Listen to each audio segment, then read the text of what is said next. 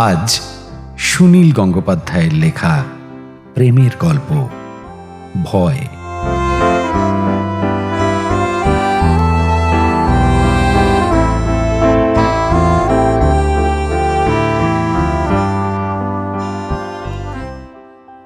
তোমাকে তো আমি বললাম আমার খুব দরকারি একটা কাজ ছিল, আর থাকতে পারবো না, সেই জন্যই হঠাৎ তাড়াহুড়ো করে চলে এলাম।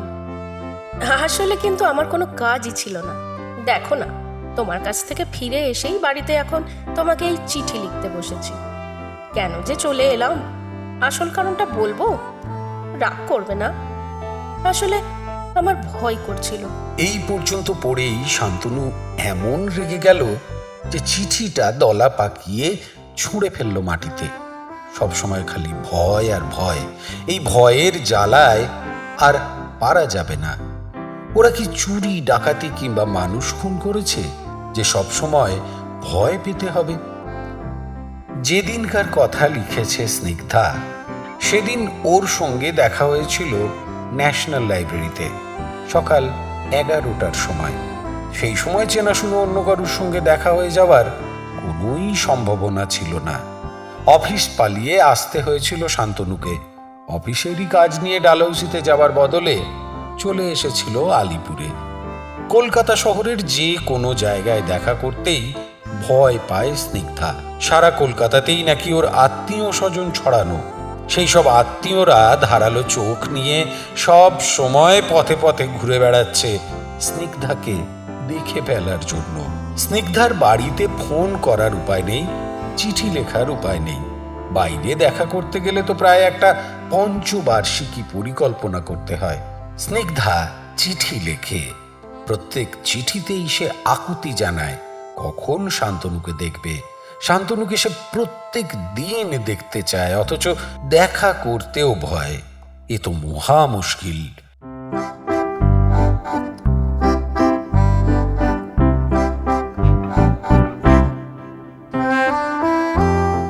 একসঙ্গে সিনেমায় যাওয়ার উপায় নেই, কোনো প্রকাশ্য জায়গায় পাশাপাশি বেড়াবার তো প্রশ্নই ওঠে না।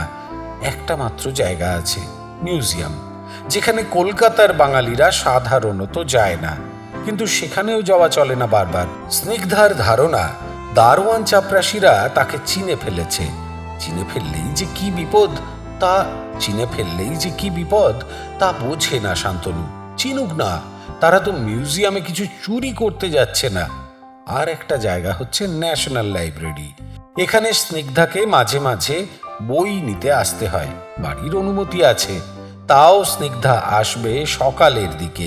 বিকেলে বা সন্ধেবেলা এখানে অনেক ভিড় হয়ে যায়। তাদের মধ্যে চেনাশুনো কেউ কেউ তো থাকতেই পারে। অফিসের দিনে সকাল সকাল আসতে গেলে শান্তনুকে যে কি অসুবিধায় পড়তে হয় তা সে শুধু নিজেই জানে, স্নিগ্ধাকে বলেনি কখনো। শান্তনু এটাই শুধু বুঝতে পারে না, কেউ দেখে ফেললেই বা ভয়ের কি আছে। সে স্নিগ্ধাকে ভালোবাসে, তাকে বিয়ে করার জন্য বদ্ধপরিকর। স্নিগ্ধাও অন্য কারুকে বিয়ে করবে না। বাড়ির যদি খুব অমত থাকে, স্নিগ্ধা বাড়ি থেকে চলে আসতেও রাজি। অবশ্য স্নিগ্ধার বাড়ি থেকে আপত্তি করার বিশেষ কোনো কারণও নেই। শান্তনু পড়াশুনোয় ভালো ছিল, এখন মোটামুটি ভালোই চাকরি করে। পরিচ্ছন্ন সচ্ছল পরিবারের ছেলে। স্নিগ্ধাদের বাড়িতে জাত বিচারের বাড়াবাড়ি নেই। স্নিগ্ধার জাঠতুতো দাদা অসবর্ণ বিয়ে করলেও বাড়ির লোক তাদের ভালোভাবেই মেনে নিয়েছে। মুশকিল বাঁধিয়েছেন স্নিগ্ধার বাবা। ভদ্রলোক, বেশ ভালো মানুষ, অর্থনীতির অধ্যাপক, বেশ সুরসিক। কিন্তু তিনি হঠাৎ ইরানে ভিজিটিং প্রফেসরের চাকরি নিয়ে চলে গেছেন 1 বছরের জন্য। ওহ, সেই 1 বছরটা কি অসম্ভব লম্বা। স্নিগ্ধার বাবাকে এখনো কথাটা জানানোই হয়নি। স্নিগ্ধা চিঠি লিখে বাবাকে জানাতে চায় না। বাবা ভাববেন তিনি নেই বলে মেয়ে প্রেম করে বেড়াচ্ছে।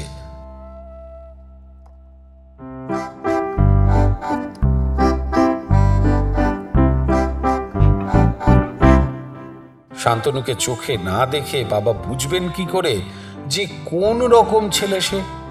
বাবা ফিরে এলে সে বাবাকে নিজের মুখে বলবে, এই জন্য মাকেও কিছু জানতে দিচ্ছে না, কারণ মা তাহলেই বাবাকে চিঠি লিখবেন। অত দূর ইরান থেকে তো শুধু শুধু হঠাৎ চলে আসা যায় না। বাবা যদি চিঠি পেয়ে চলে আসেন সেটা খুবই লজ্জার ব্যাপার হবে। শান্তনু অবশ্য 1 বছর অপেক্ষা করতে রাজি আছে। কি আসে যায় 1 বছরে, কিন্তু তা বলে কি এই 1 বছর মুখ দেখা দেখিও বন্ধ থাকবে? স্নিগ্ধার যুক্তি হচ্ছে, যদি কোনো রকমে কোনো আত্মীয় স্বজন একবারও স্নিগ্ধাকে শান্তনুর সঙ্গে ঘুরতে দেখে, তাহলে তারা কথাটা মায়ের কানে তুলবে। মা অমনি বাবাকে চিঠি লিখবেন। বাবা অত দূরে বসে দুঃখ পাবেন। বাবাকে যে দারুণ ভালোবাসে স্নিগ্ধা। শান্তনু ঠাট্টা করে, তোমার আত্মীয় স্বজনদের কি আর খেয়ে দিয়ে কাজ নেই যে তোমার পাশে কোনো ছেলেকে হাঁটতে দেখলেই অমনি তোমার মায়ের কাছে নালিশ করতে যাবেন? স্নিগ্ধা বলে, নালিশ নয়, এমনি যদি কথায় কথায় বলে দেয় কেউ। বলুক না, তোমার মাকে তুমি বুঝিয়ে বলবে। আমার লজ্জা করে। লজ্জা আর ভয়, এই দুটো জিনিসই যেন ভালোবাসার প্রধান শত্রু। সব সময় দুজনে তৃষ্ণার্ত হয়ে থাকে একটু দেখা করার জন্য, কাছাকাছি বসে একটু কথা বলার জন্য। আর কেউ এতে বাধা দিচ্ছেও না। যত বাধা এই লজ্জা আর ভয়। সেদিন অত কষ্ট করে শান্তনু গেল ন্যাশনাল লাইব্রেরিতে। ভেতরে কথা বলার সুযোগ নেই, তাই ওরা এসে দাঁড়িয়েছিল বাইরে একটা গাছের নিচে। পাতলা রোদ, সবুজ ঘাসে মোলায়েম হয়ে ছড়িয়ে আছে। স্নিগ্ধার হাতে 2টি বই। একটা শান্তনুকে দিয়ে বলল, এটা তোমার হাতে রাখো। কেন? তাহলে সবাই ভাববে তুমিও বই নিতে এসেছো লাইব্রেরিতে। শান্তনু হেসে ফেলল, হাসতে হাসতে বলল, এখানে সবাইটা কোথায়? কেউ তো নেই, আমাদের শুধু দেখছে ওই বড় বড় গাছগুলো। স্নিগ্ধা বলল, আস্তে আস্তে তো লোকজন আসবে। শান্তনু বলল, চলো ঘাসের উপরে গিয়ে বসি। স্নিগ্ধা একটুক্ষণ চিন্তা করল, তারপর বলল, না। কেন? এতে আবার কি অসুবিধে? এখানে দাঁড়িয়ে থাকতেই তো ভালো লাগছে। স্নিগ্ধা কারণটা না বললেও শান্তনু বুঝল, ঘাসের উপর বসলে দৃশ্যটা অনেক ঘনিষ্ঠ হয়ে যায়।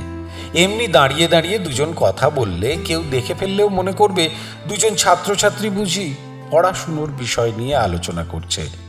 একটা উজ্জ্বল লাল রঙের সোয়েটার পরেছিল স্নিগ্ধা। মাথার চুল এক বেনি করে বাঁধা। নামের সঙ্গে তার মুখটার খুব মিল আছে। চোখ দুটোর দিকে তাকালেই কিরকম যেন ঠান্ডা লাগে। মুখে সবসময় একটা লজ্জা ভাব। একটু বাদেই স্নিগ্ধা বলল, তুমি এবার যাবে না? শান্তনু অবাক হয়ে বলল, চলে যাব এক্ষুনি? কেন? বাহ, তোমার অফিস নেই? সে আমি ঠিক ম্যানেজ করব। না না, অফিসে যদি তোমার নামে কেউ কিছু বলে তাহলে আমার খুব খারাপ লাগবে। কে কি বলবে? আমি তো একটা কাজেই বেরিয়েছি, কাজটার জন্য 1 ঘন্টার বেশি দেরিও তো হতে পারে। স্নিগ্ধা ঠিক যেন মানল না। তার চোখ দুটি চঞ্চল হয়ে রইল। ঘাসে বসা হলো না বলে শান্তনু প্রস্তাব করল একটু হেঁটে বেড়াতে। স্নিগ্ধা তাতেও রাজি হতে চায় না। অনেক পেড়াপিড়িতে সে 1 পাক মাত্র ঘুরতে রাজি হলো। এবার স্নিগ্ধার কাঁধে হাত রাখার জন্য শান্তনুর বুকের মধ্যে আকুলি বিকুলি করে, কিন্তু তার উপায় নেই। পাশাপাশি হাঁটতে হাঁটতে স্নিগ্ধার শরীরের সুন্দর গন্ধটা উপভোগ করে শান্তনু। সবচেয়ে কি স্বাভাবিক ছিল না স্নিগ্ধাকে এখন একবার জড়িয়ে ধরা, এখানে প্রকাশ্যে আকাশের নিচে তাকে একবার চুমু খাওয়া? কিন্তু সে তো কল্পনাই করা যায় না। শান্তনু খপ করে স্নিগ্ধার একটা হাত চেপে ধরল। স্নিগ্ধা সঙ্গে সঙ্গে ছাড়িয়ে নিল হাতটা। চোরা চোখে তাকে একবার বকুনি দিল। তারপর যেখান থেকে হাঁটতে শুরু করেছিল সেইখানে এসেই স্নিগ্ধা বলল, এবার তুমি যাও। এ কি, তুমি আমাকে তাড়িয়ে দিচ্ছ? বাহ, তোমার অফিসের কত দেরি হচ্ছে। হোক। না না, আমার ভয় করে। আবার ভয়? স্নিগ্ধাও হেসে ফেলল এবার।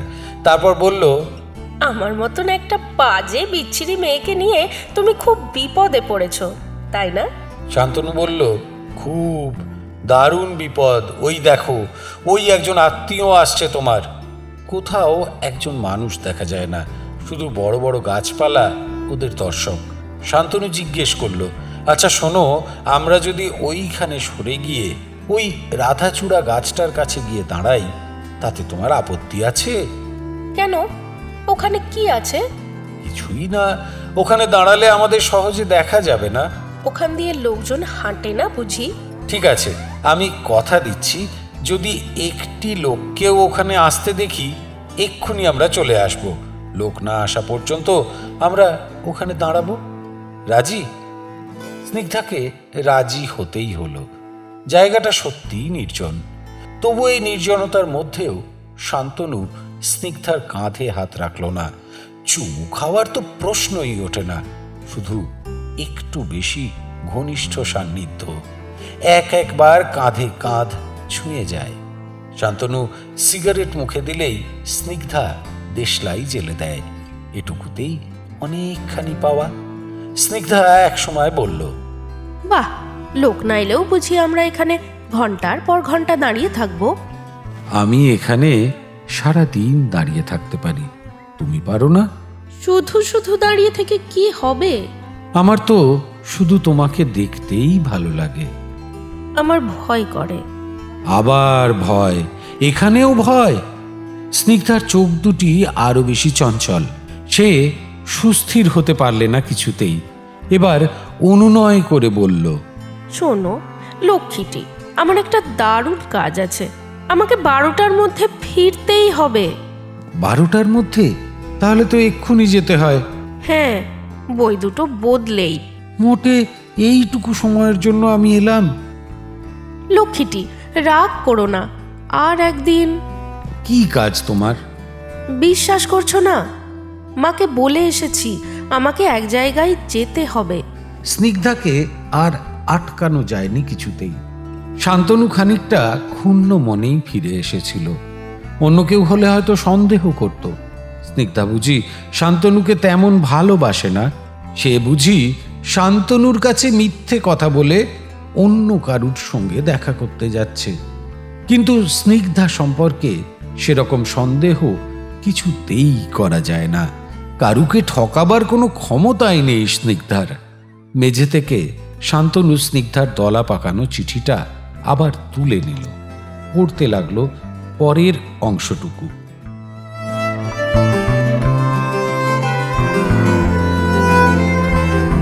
রাগ করবে না, আসলে আমার ভয় করছিল। কিসের ভয় জানো? কারোর দেখে ফেলার ভয় নয়, ভয় করছিল নিজেকেই। আমার মনে হচ্ছিল বেশিক্ষণ থাকলে আমাকে যদি তোমার আর দেখতে ভালো না লাগে। আমি তো সুন্দরী নই, তুমি কত সুন্দর। তোমার সামনে আমাকে কেমন যেন, আমি বেশি সাজতেও পারি না। আমার ভয় হয় যদি আমার মুখের দিকে তাকিয়ে থাকতে থাকতে তুমি হঠাৎ চোখ ফিরিয়ে নাও। আমার চিবুকটা বিচ্ছিরি, তাই না?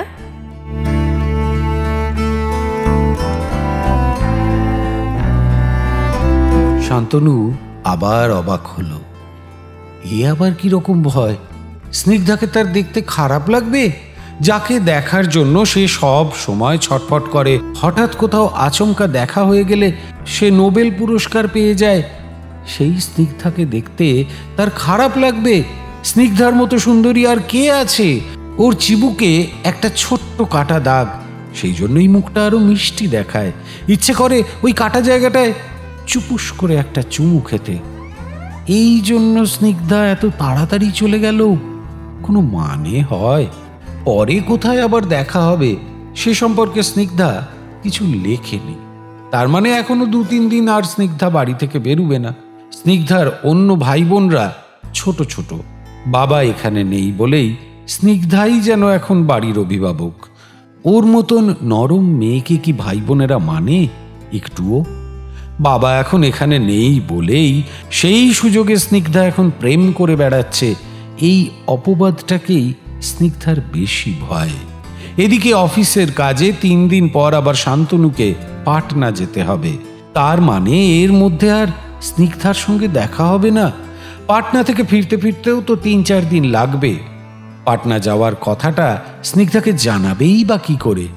স্নিগ্ধা চিঠি লেখে, কিন্তু শান্তনুর চিঠি লেখার কোনো উপায় নেই, টেলিফোনও করা চলবে না। স্নিগ্ধাই কখনো সখনো বাড়ি একেবারে ফাঁকা থাকলে শান্তনুকে টেলিফোন করে, বাড়িতে কিংবা অফিসে। যদি স্নিগ্ধা সেরকম ফোন করে।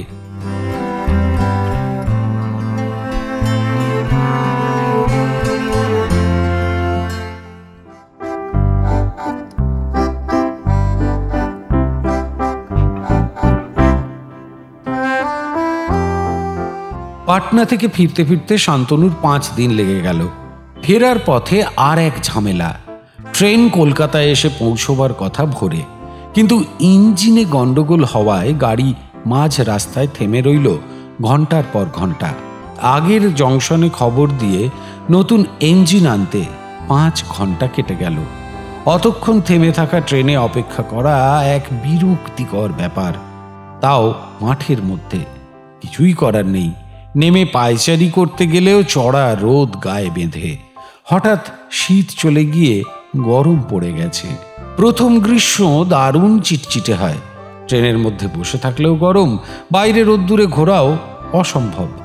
ঘামে জামা টামা চিটচিটে হয়ে গেল, মুখে বিরক্তির ভাঁজ। হাওড়া স্টেশনে পৌঁছেও আর এক ঝামেলা, ট্যাক্সি নেই। অনেক দৌড়দৌড়ি করেও কোনো ফল হলো না। শেষ পর্যন্ত এক ভদ্রলোকের প্রাইভেট গাড়ি ওকে হাজরা মোড় পর্যন্ত নামিয়ে দিতে রাজি হলো। হাজরায় পৌঁছে হাতের ছোট ব্যাগটা নিয়ে শান্তনু গাড়ির ভদ্রলোককে ধন্যবাদ দিয়ে যেই মুখ তুলল, অমনি দেখল এক অপরূপ দৃশ্য। রাস্তার ওপারে বাঁশ গুমটির পাশে দাঁড়িয়ে আছে স্নিগ্ধা। সঙ্গে আত্মীয় স্বজন কেউ নেই। অন্য একটি মেয়ের সঙ্গে কথা বলছে। সেই মেয়েটিও বোধহয় এক্ষুনি চলে যাবে, কেননা একবার একটুখানি চলে গিয়ে আবার ফিরে এসে কি যেন বলল। স্নিগ্ধার সঙ্গে দেখা করার এমন আকস্মিক সুযোগ পাওয়া যায় না। বুকের মধ্যে থেকে একটা খুশি লাফিয়ে উঠল, কিন্তু শান্তনু তার চিবুকে হাত বুলল। দাড়ি কামানো হয়নি, বেশ খোঁচা খোঁচা দাড়ি টের পাওয়া যাচ্ছে।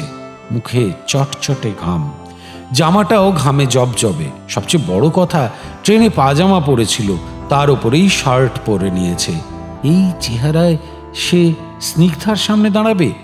শান্তনু আর দ্বিতীয়বার চিন্তা না করে সামনের চলন্ত মিনিবাসে লাফিয়ে উঠে পড়ল।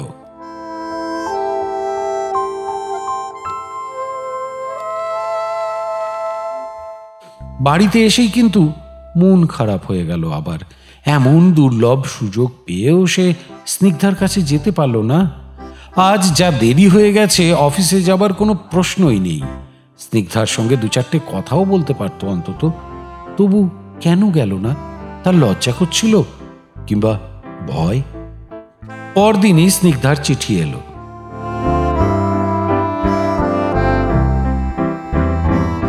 জানো, কাল তোমাকে দেখলাম, নিজের চোখকে আমি বিশ্বাসই করতে পারি না।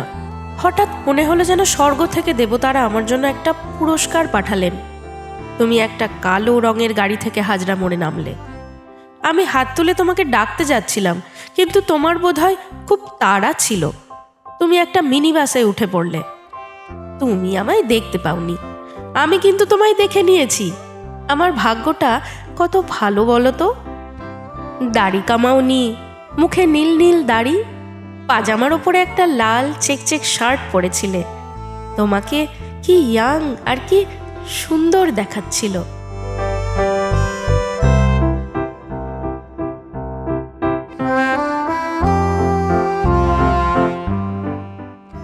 এতক্ষণ শুনলেন সুনীল গঙ্গোপাধ্যায়ের লেখা প্রেমের গল্প ভয়।